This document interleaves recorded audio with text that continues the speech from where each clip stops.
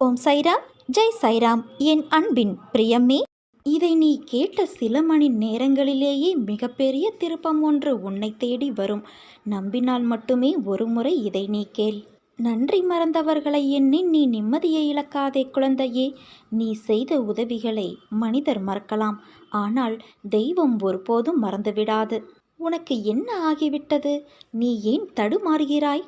உன்னோடு நான் இருக்கிறேன். உன் கைப்பிடித்து நான் நடக்க செய்கின்றேன். ஆனால் நீயோ வேறு பாதையில் விதியின் விளையாட்டினால் செல்கிறாய்.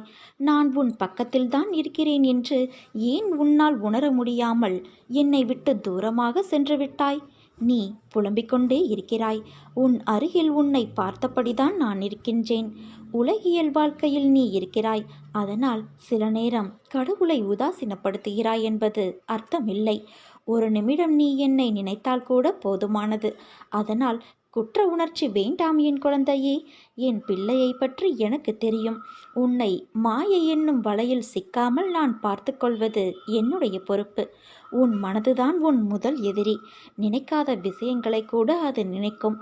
அதனால் உன் மனம் மூளையை என் பக்கம் திருப்பு. பிறகு பார் உன் வாழ்க்கை எப்படி உயரும் என்று. நீ என் குழந்தை செல்வமே. உன்னை என் குழந்தையாக நான் தான் தேர்ந்தெடுத்தேன். பிறகு எப்படி உன்னை விட்டு நான் போவேன்? உன் அம்மாவாகவும் அப்பாவாகவும் நான் எப்போதும் உன்னோடு இருப்பேன். எந்த சூழ்நிலையிலும் கவலை கொள்ளாதே. அப்படிப்பட்ட நிலையில் நீ என்னை மனதார நினைத்தால் போதும், மறுகணமே நான் உன்னுள் இருப்பேன். அதை தாங்கும் வலிமையையும் பிரச்சனைகளை எதிர்கொள்ளும் தைரியமும் உன்னுள் இருக்கும் நானே அளிக்கின்றேன். உன்னை ஒவ்வொரு நிமிடமும் நான் கவனித்து கொண்டுதான் இருக்கிறேன். நீ எதற்கும் பயப்படாதே. என்று நீ என்னை தஞ்சமடைந்தாயோ அன்று முதல் இன்று வரை உன்னை நான் பாதுகாத்துதான் வருகின்றேன். சிலர் உனக்கு பின்னால் உன்னை பற்றி கேலியாக பேசுவதை கேட்டு நீ வருந்துகிறாய். ஒன்றை நன்றாக புரிந்து கொள். அவர்கள் விமர்சனம் செய்யும் காரணம் தெரியுமா? உன் தரத்திற்கு வர முடியாத போது, உன்னிடம் இருப்பது போல அவர்களிடம் இல்லாத போது, உன்னை துன்புறுத்தி அது முடியாத போதுதான் அவர்கள் இப்படி செய்கிறார்கள். இன்னும் உன் வாழ்க்கையில் பல அற்புதங்கள் நடக்கப் போவதையும் பார்க்கப் போகிறார்கள். என் வார்த்தை மீது நம்பிக்கை வை. நீ என் உயிரான குழந்தை. நீதான் எனக்கு உலகம். உன்னை முதுகில் குத்துபவர்களைக் கண்டு நீ வேதனை கொள்ளாதே. போர்க்களத்தில் புறமுதுகை காட்டுபவர்கள் வீரமானவர்கள் அல்ல. அவர்களின் கோழைத்தனம்தான் அவர்களை வீழ்த்தும். யாராக இருந்தாலும் அறம் என்பது ஒன்றுதானே. பல்வேறு முகங்கள் அதற்கு கிடையாது. ஒரே முகம்தான். அந்த முகத்தை உன்னிடம் நான் பார்க்கிறேன். உன் நேர்மை உன்னை வழி நடத்தி செல்லும். உனக்கான அனைத்தும் விரைவில் உனக்கு கிடைக்கும். என்னுடைய முழுமையான அருளால் உன்னை நான் ஆசிர்வதிப்பேன் குழந்தையே. வாழ்க்கையில் நீ ஜெயிப்பாய். உனக்கான சந்தோஷம் உன்னை தேடி வரும். நீ என்னை நினைக்கும் போது உனக்குள் ஒரு சிலிர்த்த உணர்வை அது ஏற்படுத்தும். அதுதான் நீ என்மேல் கொண்ட உண்மையான அன்பின் வெளிப்பாடு. உன்னை என்றும் நான் உயிராய் காப்பேன். உனக்கான சாம்ராஜ்யத்தை நான் உருவாக்குவேன். அனைத்தும் உன் வாழ்வில் வெகு விரைவில் கிடைக்கப் போகிறது. நீ வானத்தில் மின்னும் நட்சத்திரமாக ஜொலிக்கப் போகிறாய். உன் சிரிப்பில் என் சந்தோஷம் இருக்கிறது. உனக்கான வானமாய் நான் உன்னிடத்திலும் உன் வாழ்க்கையிலும் நான் எங்கும் உன்னை சூழ்ந்திருப்பேன் என் தங்கமே. உதட்டளவில் மட்டும்தான் உனக்கு புன்னகை இருக்கிறது. உள்ளுக்குள் நிரம்பியிருக்கும் வேதனை யாருக்கும் அதை சொல்லாமல் தனிமையில் நீ அதனோடு போராடுகின்றாய். என் அப்பா என்னோடு தான் இருக்கிறார், என்றாவது ஒரு நாள் சரி செய்து விடுவார் என்ற நம்பிக்கையில் உன் வாழ்க்கையை நீ நகர்த்தி வருகின்றாய். பிள்ளையே, உன் வாழ்வின் கர்மாக்களை நீ கழித்து விட்டாய். நீ சொல்லாத துயரத்தையும் நான் தீர்த்து வைக்கப் போகிறேன். அதனால்தான் மஞ்சள் குங்குமத்தோடு இன்று உன் வீடு தேடி வந்துள்ளேன். நான் உனக்கு சொல்வது அருள் வாக்கு அல்ல, தெய்வ வாக்கு. விதிக்கப்பட்ட விதி யாராக இருந்தாலும் அனுபவித்தே ஆக வேண்டும். நான் அனைத்திலும் இருந்து உன்னை பாதுகாத்து வழி நடத்தி செல்வேன் என் குழந்தையே. உன்னுடைய கஷ்டங்களையும் துக்கங்களையும் என்னிடம் சொல்லிவிட்டு அதன் முடிவுக்காக நீ காத்திருக்கிறாயல்லவா? உன் துன்பத்திலே நீ என்னையும் தொலைத்து விட்டாய். எங்கெங்கோ தேடுகிறாய் என்னை. உன்னிடமும் உன்னை சுற்றிலும் உனக்கு அருகிலும் உனக்குள்ளேயும் இந்த மரம் செடி கொடிகளிலும் வானிலும் நான் கலந்திருக்கிறேன் என்பதை நீ மறந்துவிட்டாயா? சிறிது நேரம் நீ உன் கண்களை மூடி உன் சுற்றுப்புறத்தையும் மனதையும் அமைதி கொள்ள செய். பிறகு நான் பேசுவதை நீ புரிந்து கொள்ள முடியும். நீ பேசுவதை நான் எப்படி கேட்கின்றேனோ அதே போல நான் பேசுவதையும் உன் பிரச்சனைக்கு தீர்வு சொல்வதையும் நிச்சயம் உன்னால் உணர முடியும். நீ என்ன வேண்டினாயோ அதை கொடுக்கத்தான் உன் தந்தை இப்போது வந்திருக்கின்றேன். புரிந்ததா என் அன்பு குழந்தையே? உன்னுடைய வேண்டுதல்களையும் நீ என்னிடம் கேட்டுவிட்டாய். இருந்தாலும் இது நடக்குமா நடக்காதா என்று மனதளவில் குழம்பிக் கொண்டு இருக்கிறாய்தானே? உன் அப்பாவின் மீது உனக்கு நம்பிக்கை இல்லையா? உன்னை பெற்ற தாயையும் தந்தையையும் நீ எப்போதாவது சந்தேகிப்பாயா? சொல். உன் அப்பா நான் உனக்கு வேண்டியதை செய்வதற்காகத்தானே இருக்கின்றேன். உன் அன்பு குழந்தைகளையும் உன்னுடைய அன்பு குடும்பத்தையும் நான் என் கைமேல் தாங்கியுள்ளேன். இதை நான் உனக்கு சித்திரத்தின் மூலமாகவும் காட்டிக்கொண்டு இருக்கின்றேன். நீ கேட்ட அனைத்து வேண்டுதல்களையும் அவர்களுக்காகவும் உனக்காகவும் நான் நிறைவேற்றித் தரப்போகிறேன் குழந்தையே. நான் கொடுப்பதை தவறாமல் நீ பெற்றுக்கொள். எந்த காரணத்தை கொண்டும் உன் அலட்சியத்தினால் அதை தட்டி விட்டுவிடாதே. எப்போது உனக்கு நான் கொடுக்க நினைத்து விட்டேனோ அதை நிச்சயம் உன் கைகளில் கொடுத்தே தீருவேன். அதை யார் நினைத்தாலும் தடுக்க முடியாது. நான் உன்னிடம் பேசுவதையும் உன் தீர்வுக்கு பதில் சொல்வதையும் கொஞ்சம் மனதை அமைதிப்படுத்தி கொண்டு கேட்டாயானால் நிச்சயம் உன்னால் நேரிலேயே அதை உணர முடியும்.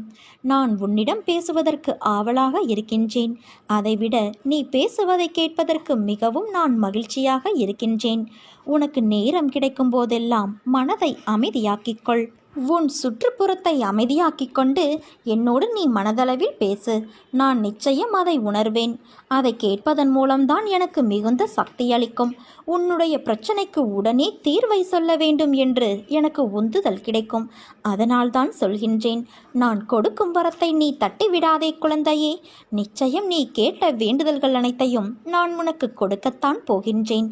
அது அனைத்தும் என்னிடம்தான் பத்திரமாக உள்ளது. உன் வேண்டுதல்கள் இன்னும் நிறைவேறவில்லையே என்று நீ எக்காரணத்தை கொண்டும் கவலைப்பட வேண்டாம். சரியான நேரத்தில் உன் கைகளில் நானே அதை சேர்ப்பேன். கலங்காதே என் அன்பு செல்வமே. உனக்கு இனி நல்லதே நடக்க வைப்பேன். நீ என்னை நம்பிவிட்டாயல்லவா? உன்னை இனி நிர்கதியாக நான் விட மாட்டேன்.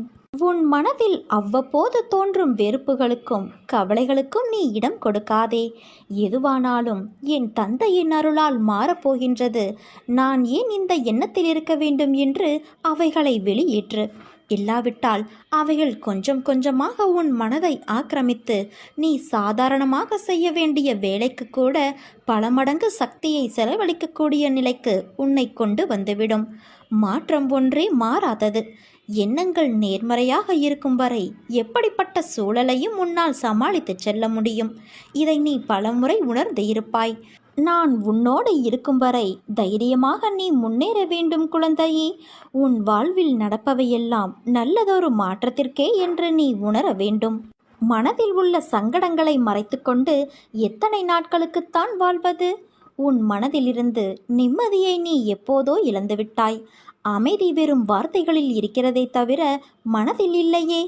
வெளியே சொன்னால் கௌரவம் போய்விடும் என நினைத்து மனதில் பூட்டிய விஷயங்கள் இன்று உடலையும் சேர்த்து பாதிக்கும் நிலைக்கு உன்னை தள்ளி இருக்கிறது. எதையோ இழந்துவிட்டது போன்ற பரிதவிப்பிலேயே ஒவ்வொரு நாளையும் ஒரு யுகமாக நீ நகர்த்தி வருகின்றாய்.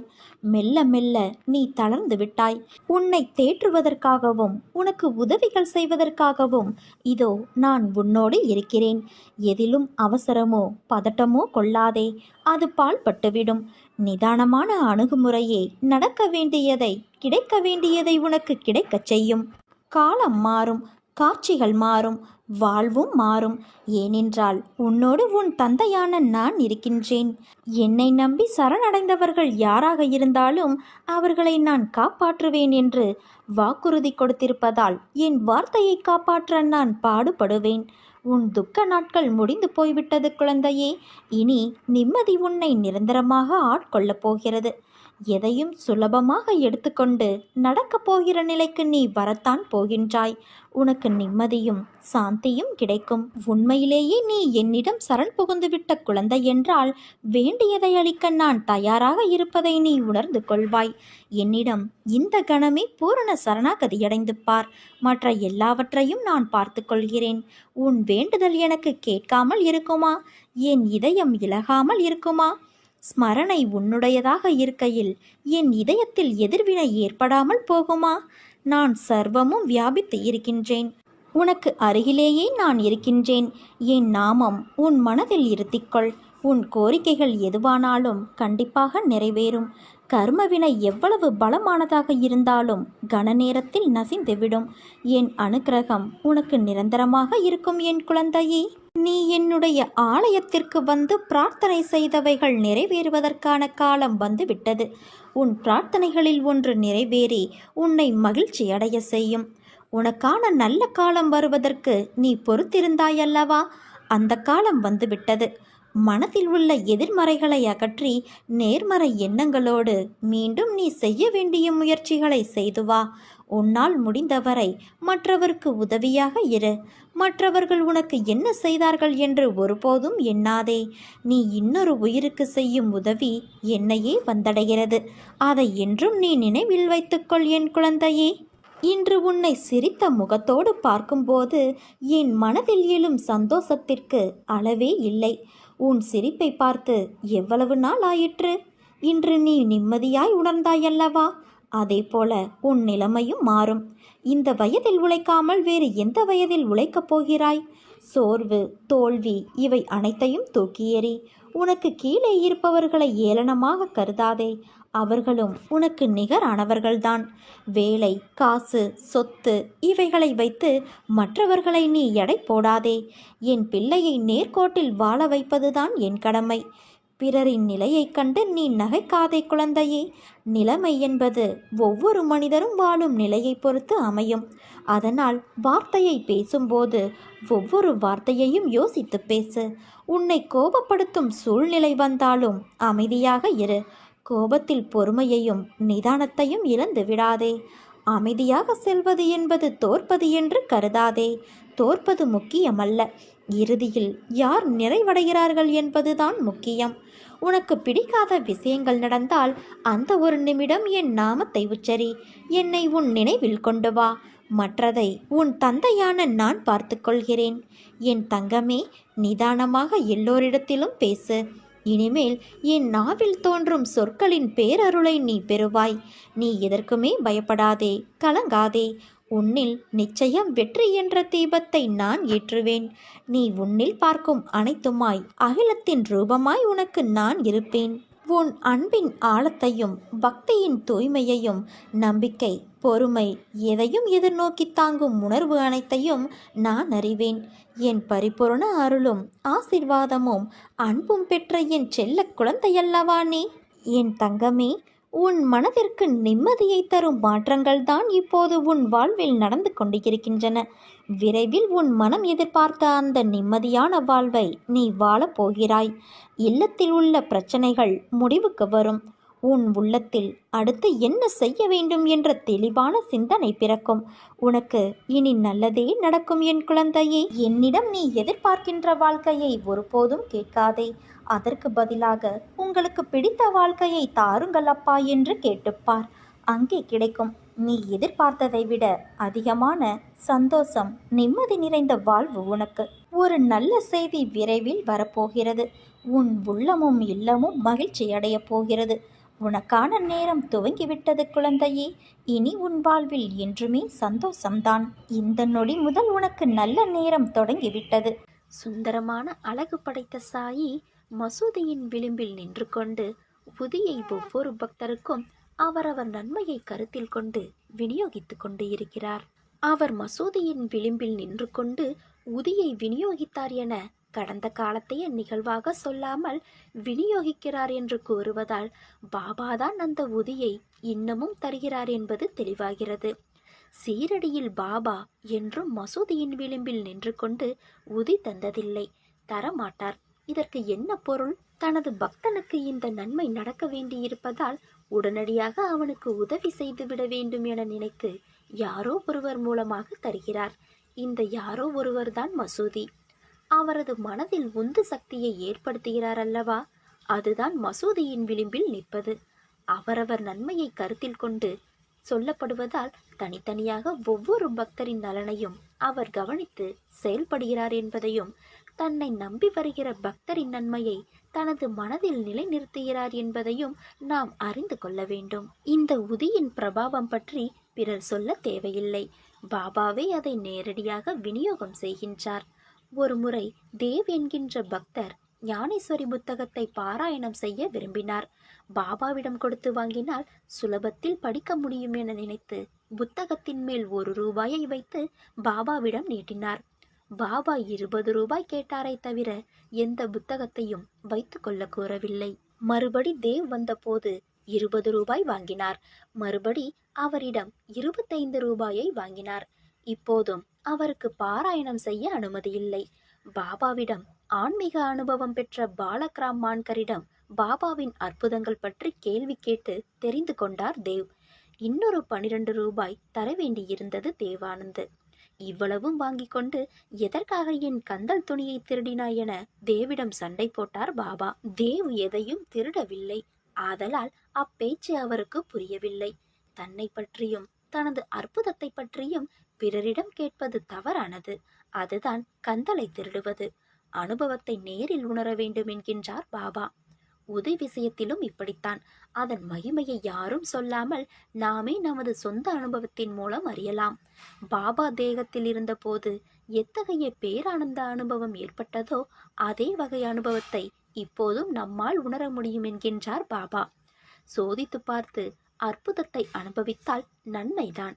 உதியை யாரிடமிருந்து பெற்றாலும் அதை பாபா தருகிறார் என்பதை உறுதியாக தெரிந்து கொள்.